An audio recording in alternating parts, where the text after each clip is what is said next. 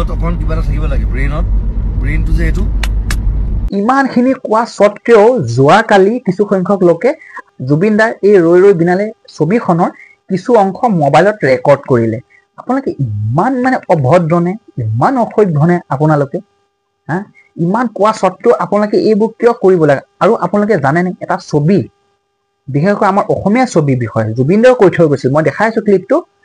তো কিমান কষ্ট কৰি এখন ছবি নিৰ্মাণ কৰে আৰু সেইখন ছবি প্ৰথমে হলত মানুহে চায় আৰু হলত চোৱাৰ পিছতহে মোবাইলত বা আমি সামাজিক মাধ্যমতো ছবিখন দেখিবলৈ পাওঁ। প্ৰথমে সেইবোৰ হলত দেখুওৱা হয়। তো সেই আপোনালোকে হলৰ ভিতৰত গৈ আপোনালোকে মোবাইলত সেইটো ৰেকৰ্ড কৰিবলৈ চেষ্টা কৰিছে। তো ইমান অসভ্যনে আপোনালোকে? তো চাওকচোন জুবিন দাই কি কৈ থৈ গৈছিল অসমীয়া ছবি গৃহৰ বা অসমীয়া ছবিৰ বিষয়ে জুবিন দাই নিজে কৈ থৈ গৈছিল যে কিমান কষ্ট হয় ছবি নিৰ্মাণ কৰোঁতে।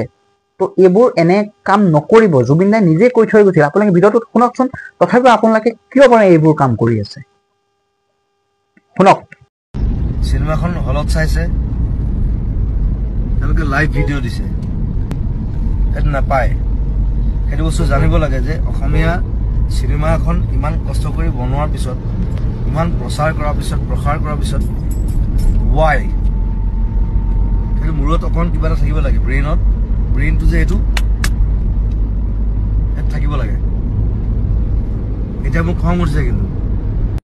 তো আপোনালোকে শুনিলে নহয়, তো জুবিন দায়ে কৈ থৈ গৈছিল কিমান কষ্ট হয় এটা আপোনাৰ ছবি নিৰ্মাণ কৰোঁতে, বা কিমান খৰচা পাতিটো দূৰৰে কথা, সেইবোৰতো আছেই। তো কষ্ট তাত কিমান নিয়োজিত হৈ থাকে। তো আপোনালোকে ইমান নিৰ্লজ্জ, আপোনালোকে কোন সাহসত ইমান নিৰ্লজ্জ কামবোৰ কৰে?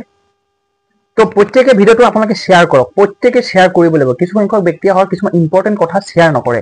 তো আপোনালোকে শ্বেয়াৰ কৰিব লাগিব এই ভিডিঅ'টো, প্ৰত্যেকে শ্বেয়াৰ কৰক যাতে সেই অভদ্ৰবোৰ এইবোৰ কামৰ পৰা বিৰত থাকে। ঠিক আছে, তো মই আশা ৰাখিলোঁ ভিডিঅ'টো আপোনালোকে শ্বেয়াৰ কৰিব বুলি।